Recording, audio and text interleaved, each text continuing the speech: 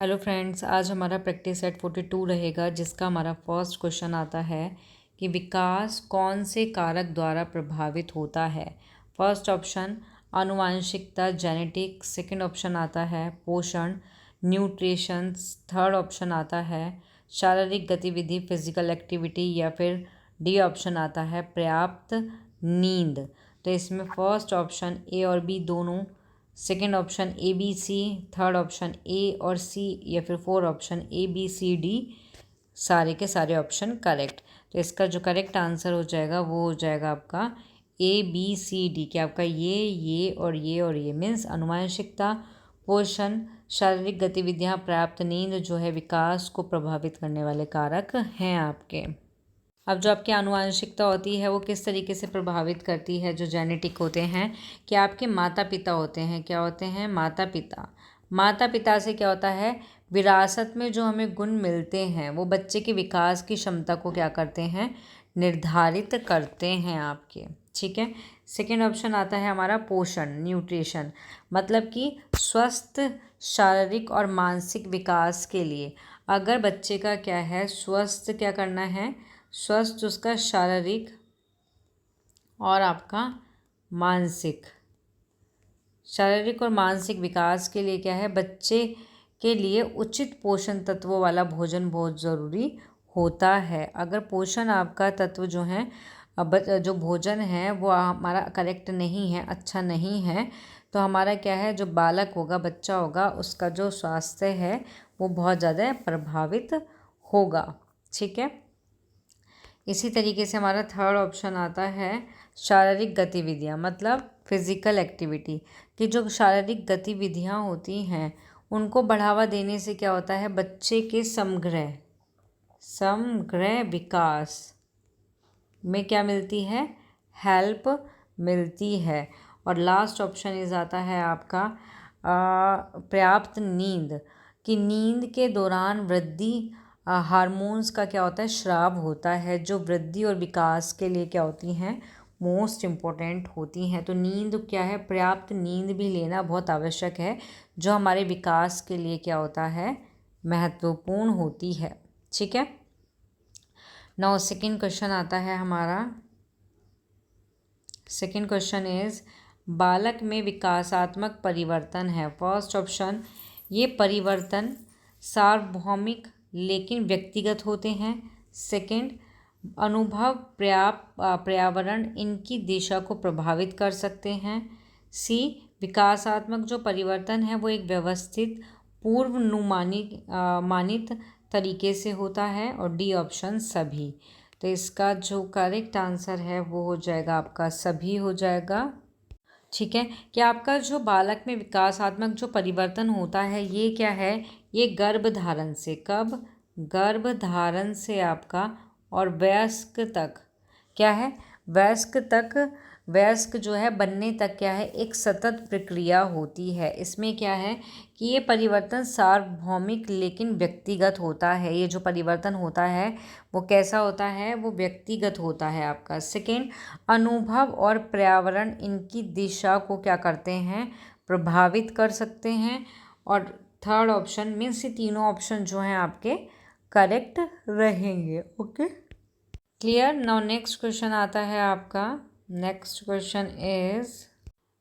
Question is कि gene पियाजे के द्वारा प्रस्तावित विशेषता के साथ चरणों की सही जोड़ी चुनें। ठीक है।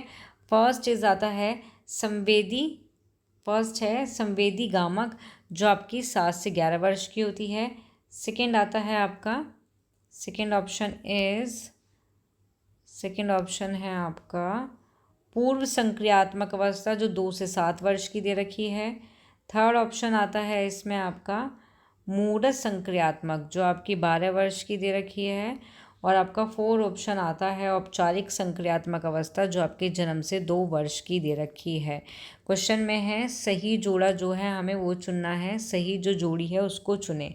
तो आपका जो संवेदी गामक है, अगर हम इसकी बात करते हैं तो ये इसमें दे रखा है 7 से 11 वर्ष, तो ये क्या है, इनकरेक्ट है। ठीक है। क्योंकि ये आपकी होती है जन्म से 2 वर्ष की होती है आपकी। ठीक है। अब आता है पूर्व संक्रियात्मक, ये 2 से 7 वर्ष की, तो ये तो करेक्ट है आपका। मूढ़ संक्रियात्मक अवस्था 12 वर्ष दे रखा है, तो ये भी गलत है क्योंकि ये आपकी 2 से 7 वर्ष की होती है। औपचारिक संक्रियात्मक अवस्था ये जन्म से 2 वर्ष की दे रखी है, जबकि ये 12 वर्ष या फिर इससे अधिक होती है, तो ये भी इनकरेक्ट हो गया। तो करेक्ट आंसर इज आपका क्या हो गया? करेक्ट आंसर हो गया आपका, करेक्ट आंसर इज आपका बी ऑप्शन हो जाएगा, पूर्व संक्रियात्मक अवस्था। ठीक है। नाउ नेक्स्ट क्वेश्चन आता है, नेक्स्ट क्वेश्चन इज अंत्यक्रिया की बच्चों के भाषिक विकास में महत्वपूर्ण भूमिका है, किस मनोवैज्ञानिक ने प्रतिपादित किया ये? First Vygotsky, second पियाजे, third Kohlberg या फिर 4 आता है आपका ब्रूनर। तो इसका जो करेक्ट आंसर हो जाएगा वो हो जाएगा आपका वाइगॉस्की। आपका जो बच्चों के भाषा के विकास में क्या होता है, जो अंत्यक्रियाएं होती है वो सोशल इंटरेक्शन की होती है। ठीक है, सोशल इंटरेक्शन की महत्वपूर्ण भूमिका है। इसका जो प्रतिपादन किया है वो किसने किया है? ले वाइगॉस्की ने किया है, इन्होंने कहा है कि अपने सामाजिक और सांस्कृतिक सिद्धांत जो था इनका, किसका? जो वाइगॉस्की, इनका कौन सा सिद्धांत था? सामाजिक सांस्कृतिक। अब इस सिद्धांत में इन्होंने ये बताया था कि जो बच्चे हैं वो दूसरों के साथ क्या है, बातचीत और सामाजिक सहयोग के माध्यम से क्या है, भाषा या फिर जो संज्ञानात्मक कौशल होते हैं उसको क्या करते हैं, सीखते हैं आपके। और वाइगॉस्की का जो सामाजिक संस्कृति का सिद्धांत है, इसमें वाइगॉस्की कहते हैं कि जो आपकी भाषा है, क्या चीज़? जो आपकी भाषा और भाषा और अनुभूति का जो विकास है वो सामाजिक अंत्यक्रियाओं से होता है। विशेष रूप से कैसे होता है? अधिक ज्ञानवान अन्य जैसे माता पिता, शिक्षक, बड़े बच्चों के साथ बातचीत के माध्यम से होता है। मीन्स MKO आपका, कि मोर नॉलेजेबल अदर आपका। ठीक है, क्लियर हो गया आपको ये? नाउ नेक्स्ट क्वेश्चन आता है, नेक्स्ट क्वेश्चन इज कि कॉहलबर्ग के नैतिक सिद्धांत के अनुसार राधा किस स्तर पर है कि राधा अपनी मम्मी की आज्ञा के बिना रसोई में खाना खाने से क्या है, डर जाती है। क्यों? क्योंकि उसको लगता है कि मम्मी को पता लगेगा तो मम्मा उसको क्या करेगी, सजा देगी। तो ये कौन से स्तर के अंदर आता है? पूर्व परंपरागत नैतिकता आपका, या फिर आपका पारंपरिक स्तर, या फिर थर्ड आता है ऑप्शन उत्तर परंपरागत स्तर, या डी ऑप्शन आता है कि इनमें से कोई नहीं। तो इसका करेक्ट आंसर होगा आपका पूर्व परंपरागत नैतिका के अंदर ये आता है, नैतिकता के अंदर आता है ये आपका, जिसको हम बोलते हैं इसको हम कहते हैं प्री कन्वेंशनल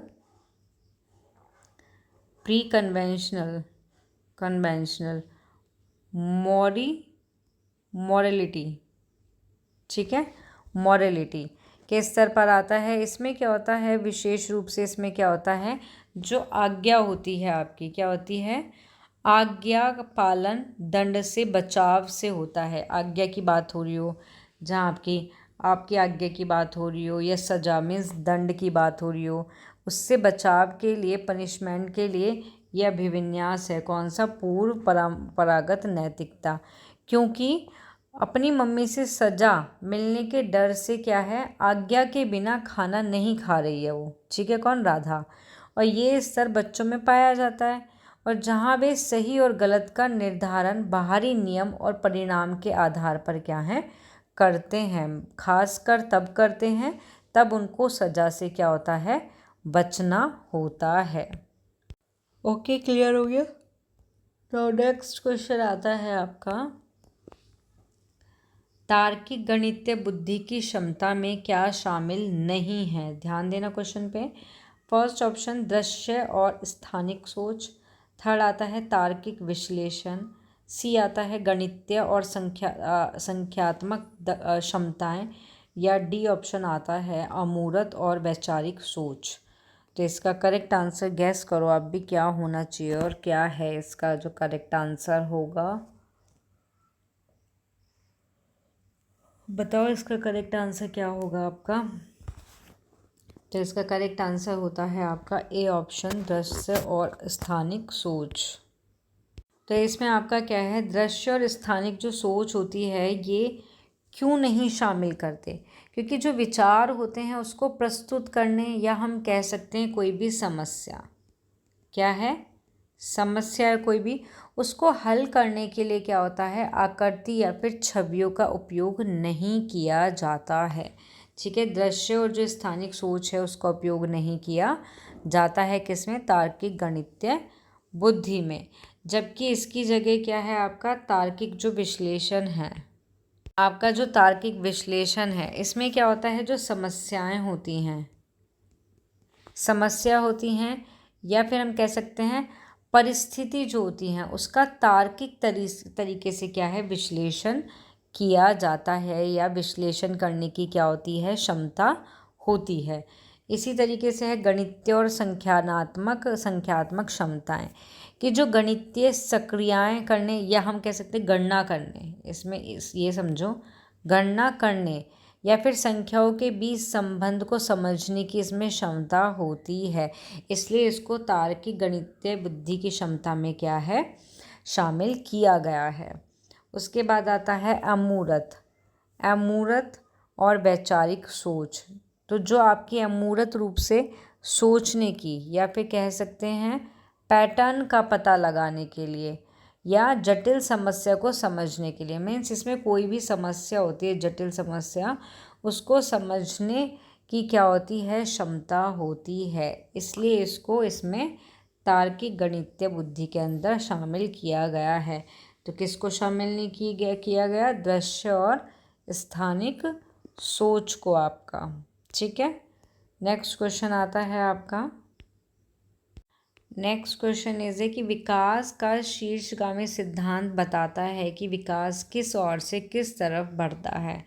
फर्स्ट ऑप्शन आता है सिर से पैर की ओर, बी ऑप्शन आता है शरीर के केंद्र से बाहर की ओर, सी ऑप्शन आता है ए और बी दोनों या इनमें से कोई नहीं। तो करेक्ट आंसर क्या हो जाएगा इसमें आपका, करेक्ट आंसर इज हो जाएगा सिर से पैर की ओर। यहाँ सिर लिखा है इससे ही समझो आप, यहाँ पे सिर लिखा है सिर और यहाँ पे क्या है आपका शीर्ष, तो सिर से आपका क्या है पैर की ओर हो जाएगा आपका।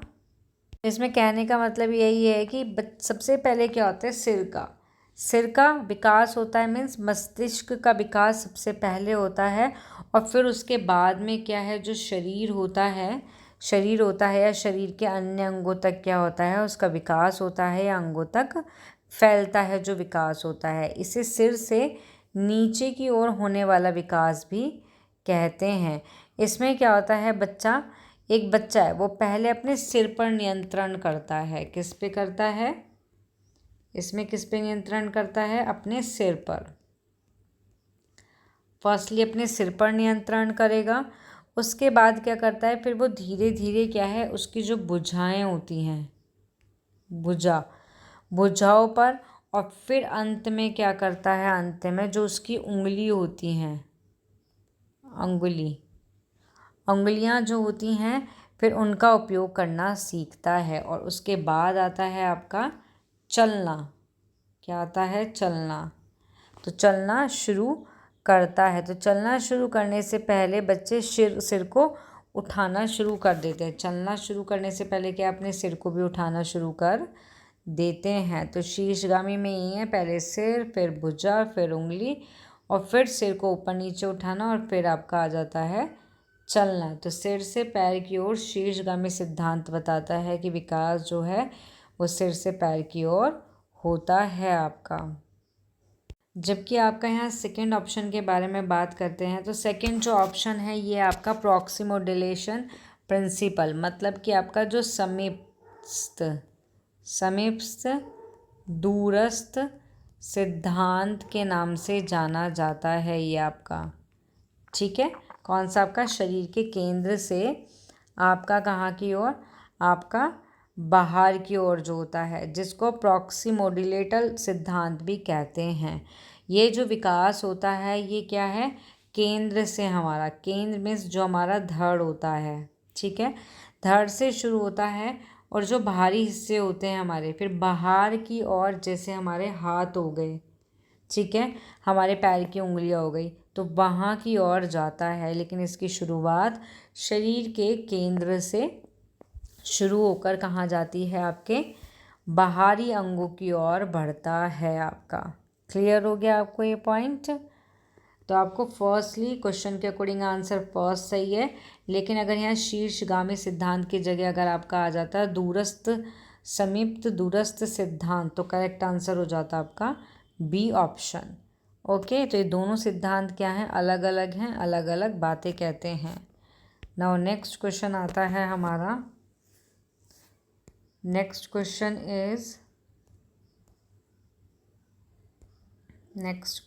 है हमारा इसमें कि जब बच्चा नए अनुभव के लिए मौजूदा स्कीमा को संशोधित करता है तो जीन पियाजे के सिद्धांत के अनुसार वो प्रक्रिया कहलाती है।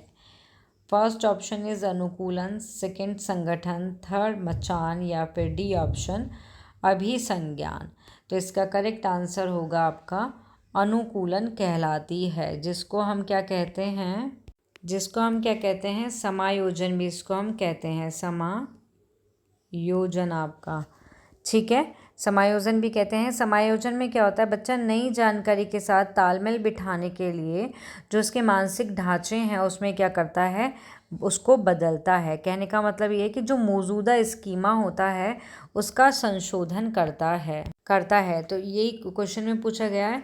तो कहने का मतलब ये है कि जब कोई भी नया अनुभव, कोई नई चीज़ होती है, वो बच्चे के पास मौजूदा स्कीमा से क्या है, पूरी तरह से तालमेल नहीं खाता है, तो वो मौजूदा स्कीमा क्या है, नई चीज़ में क्या है, संशोधित हो जाता है, या स्कीमा को क्या है, नए रूप में क्या है, संशोधित कर देता है। ओके, तो ये होता है समायोजन, स्कीमा जीन पियाजे के अनुसार। नाउ नेक्स्ट क्वेश्चन आता है हमारा, नेक्स्ट क्वेश्चन है एक अध्यापक को सहयोगात्मक अधिगम का कार्यान्वयन करते समय क्या क्या करना चाहिए। फर्स्ट, समूह गतिविधि की योजना बनाना, सेकंड, गतिविधि का संचालन और समर्थन करना, सी ऑप्शन प्रत्येक गतिविधि का एक स्पष्ट आउटपुट और परिणाम होना चाहिए, या डी ऑप्शन ये सभी। तो करेक्ट आंसर इज आपका डी ऑप्शन हो जाएगा। यहाँ हम, ठीक है, इसमें जो फर्स्ट ऑप्शन आता है आपका समूह गतिविधि की योजना बनाना, मतलब कि केवल दोस्तों को एक साथ समूह बनाने के बजाय क्या करना चाहिए टीचर को, कि उन छात्रों को चुनना चाहिए जिनके कौशल का मिलान हो सके, या कह सकते हैं जिनके पास एक दूसरे के पूरक क्या हो, कौशल हो उनके पास, ठीक है।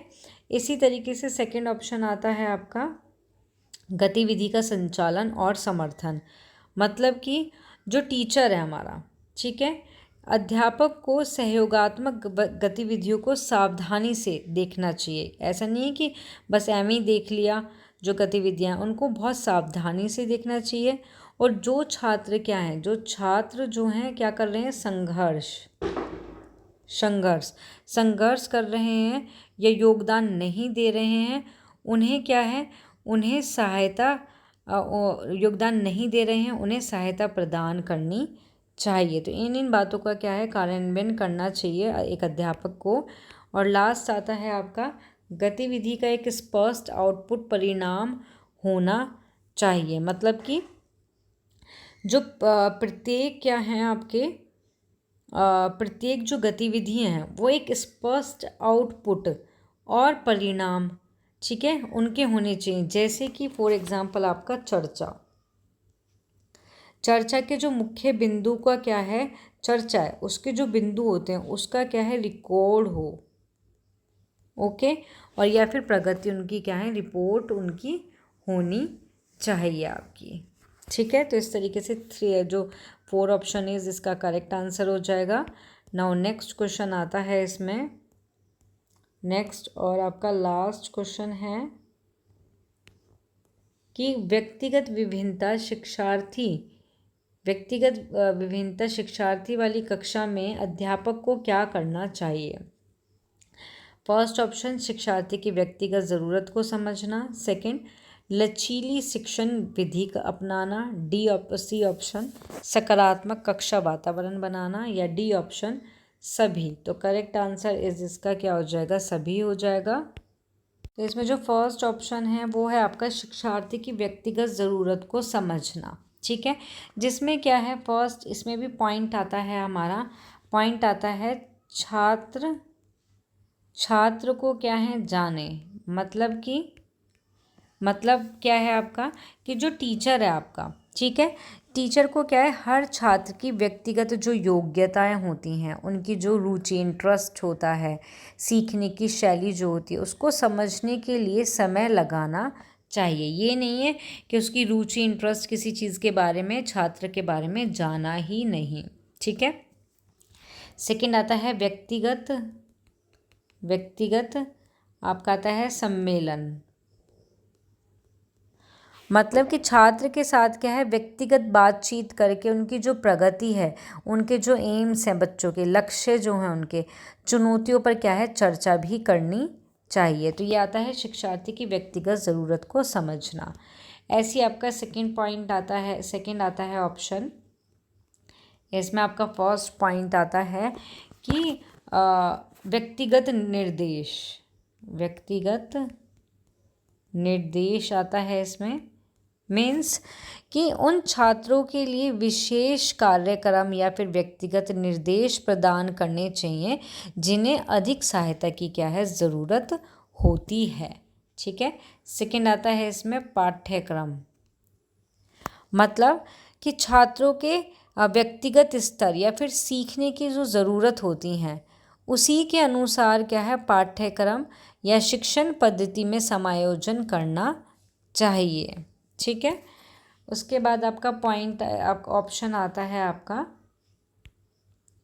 ऑप्शन इज आता है आपका इसमें सी ऑप्शन। इसका भी पॉइंट है आपका कि समान अवसर। मतलब कि जो प्रत्येक छात्र है उसको अपने विचार का साझा करने या फिर सीखने की गतिविधि में भाग लेने के लिए समान अवसर उनको प्रदान करने चाहिए। ठीक है, फर्स्ट। सेकेंडली आता है इसमें समूह कार्य या सहयोग कह सकते हैं कि अलग अलग पृष्ठभूमि के अगर छात्र हैं फिर भी उनको समूह का कार्य या बातचीत के अवसर प्रदान करें, जिससे सभी का क्या होता है ज्ञान बढ़ता है।